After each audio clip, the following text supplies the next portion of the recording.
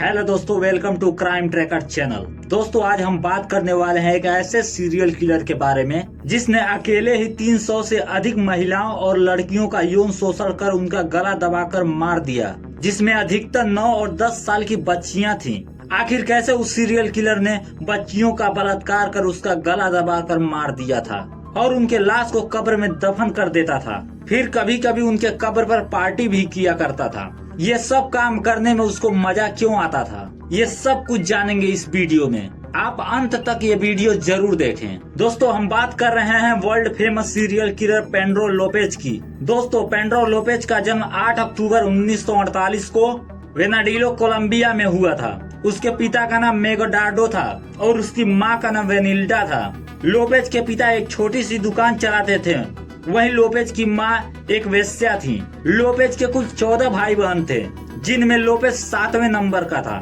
हालांकि लोपेज जब पैदा होने वाला था, उसके 6 महीना पहले ही कुछ बदमाशों ने उसके पिता की हत्या कर दी, जिससे लोपेज की माँ वेनिल्डा को और अधिक अपना जिस्म बेचना पड़ा। जब लोपेज 8 साल का हुआ तो अपनी छोटी बहन के साथ छेड़छाड़ करने लगा, तो उसकी माँ ने ऐसा करते देख लिया, जिससे लोपेज की नाराज माँ ने लोपेज को घर से बाहर निकाल दिया हमेशा के लिए। उसके बाद लोपेज सड़क पर घूमने लगा। तभी एक आदमी ने खाना और सोने की जगह देने की बात करने लगा, जिसके ऊपर भरोसा कर लोपेज उसके साथ रहने के लिए चला गया, जहां लोपेज के साथ उस आदमी ने 4 दिन तक यौन शोषण किया। फिर लोपेज किसी तरह वहां से बचकर भाग निकला। दोस्तों, उसके बाद लोपेज सड़क पर झुंड में रहने वाले बच्चों के साथ रहने लगा। उसने लगभग 4 साल उन अनाथ बच्चों के साथ गुजारे। एक दिन अचानक एक अमेरिकी दंपति ने उसे गोद ले लिया और उसे पढ़ने के लिए एक स्कूल में डाल दिया। यहाँ उसके टीचर ने उसके साथ शारीरिक संबंध बनाए, जिसके बाद लोपेज वहाँ से भागकर फिर उन बच्चों की झुंड में पहले की तरह रहने लगा।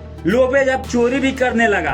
तभी एक दिन वो पुलिस के हत्थे चढ़ गया और 1969 में उसे पुलिस ने जेल में डाल दिया, जहाँ कोर्ट ने उसे 7 साल की सजा सुनाई। लोपेज जेल में भी सुरक्षित नहीं था। लोपेज के 4 कैदी साथियों ने उसका यौन शोषण किया, जिससे गुस्साए लोपेज ने चारों को मौत के घाट उतार दिया, जिसे कोर्ट ने जायज ठहराया। कोर्ट का मानना था लोपेज ने अपनी आत्मरक्षा करने के लिए ये कदम उठाया और लोपेज को अपनी आत्मरक्षा करने का पूरा अधिकार है। लोपेज ने जब उन 4 कैदियों को मारा तो उसको बहुत सुकून मिला। उसके बाद उसने कसम खाई कि मैं कुछ ऐसा काम करूंगा कि जिससे पूरी दुनिया में मेरा नाम हो जाए। दोस्तों, 1978 में लोपेज जेल से रिहा हो गया। उसके बाद वो दक्षिण अमेरिका से पेरू जाने लगा।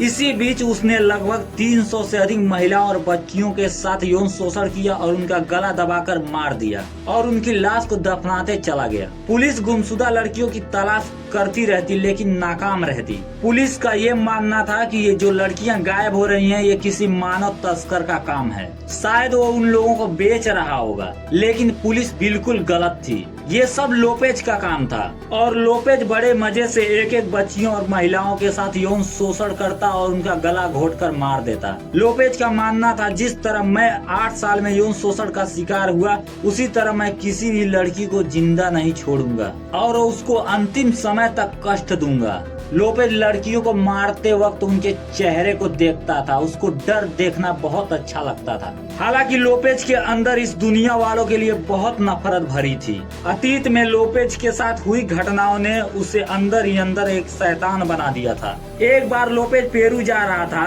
रास्ते में उसने एक आयाकुचो जनजाति की एक आदिवासी बच्ची को, जो 9 साल की थी, उसे अपना शिकार बनाने की कोशिश की। तभी उन आदिवासियों ने लोपेज को मार मार के अधमरा कर दिया और उसका धड़ नीचे जमीन में गाड़ दिया और उसे मरने के लिए छोड़ दिया।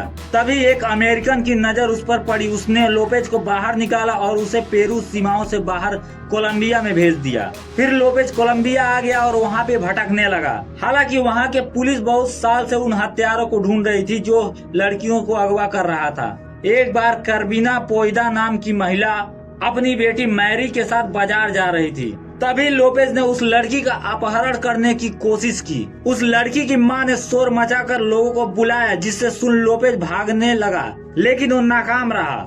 लोगों ने पुलिस को बुलाकर लोपेज को गिरफ्तार करवा दिया। पुलिस ने लोपेज से पूछताछ करनी शुरू कर दी। शुरू में लोपेज ने कुछ नहीं बोला, लेकिन जब पुलिस ने लोपेज की खातिरदारी अच्छे से की तो लोपेज पोपट की तरह बोलने लगा। लोपेज ने 110 कब्रों के बारे में बताया। जब पुलिस ने उन कब्रों की तलाशी ली, उनमें उन्हीं लड़कियों का शव था जो लड़कियां गुमशुदा थीं। ये देख पुलिस के पैरों के तले से जमीन खिसक गई। जिसे वो एक मामूली अपराधी समझ रहे थे, वो तो कोलंबिया का सबसे बड़ा सीरियल किलर निकला। उसने पूरे कोलंबिया को हैरान कर दिया।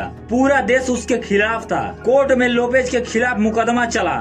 उसे 16 साल की सजा हुई। दोस्तों, आपको लग रहा होगा 300 लोगों की हत्या करने वाले को सिर्फ 16 साल की सजा आखिर क्यों? दोस्तों, मैं आपको बता दूं, कोलंबिया में 16 साल का सजा सबसे बड़ी सजा मानी जाती है। उनके संविधान में ये लिखा गया है। लोपेज ने जेल में अपनी सजा बहुत ही अच्छे व्यक्ति की तरह काटी, जिससे कोर्ट ने उसके 2 साल और कम कर दिए। उसके बाद 1994 को लोपेज आजाद हो गया। हालांकि लोपेज एक बार पेरू के सीमाओं में घुसपैठ करते वक्त पकड़ा गया, जिसे फिर पुलिस ने गिरफ्तार कर लिया। पुलिस ने जब लोपेज को कोर्ट में पेश किया तो कोर्ट ने उसे 4 साल तक पागल खाने में रहने का आदेश दिया। कोर्ट का मानना था ये मानसिक रोगी है और इसका दिमाग सही नहीं है। 4 साल बाद डॉक्टरों ने लोपेज का चेकअप किया तो उसे एकदम स्वस्थ पाया, जिसके बाद लोपेज को 1998 में रिहा कर दिया गया। हालांकि कोर्ट ने शर्त रखी थी कि लोपेज हर महीने कोर्ट में अपनी हाजिरी लगाएगा, जबकि लोपेज ने ऐसा कभी नहीं किया और वो कभी कोर्ट नहीं गया दोबारा। दोस्तों, उसके बाद लोपेज का कुछ पता नहीं है। वो मर गया है कि जिंदा है, कुछ भी नहीं कहा जा सकता। दोस्तों, हर इंसान का बचपन एक जैसा नहीं होता। इस बारे में हमारे समाज को अभी भी जागरूक होने की जरूरत है, ताकि फिर कोई लोपेज जैसा ना बने। दोस्तों, अगर ये वीडियो पसंद आई है तो हमारे चैनल को लाइक करें, सब्सक्राइब करें और अपना बहुमूल्य समय देने के लिए धन्यवाद। जय हिंद, वंदे मातरम।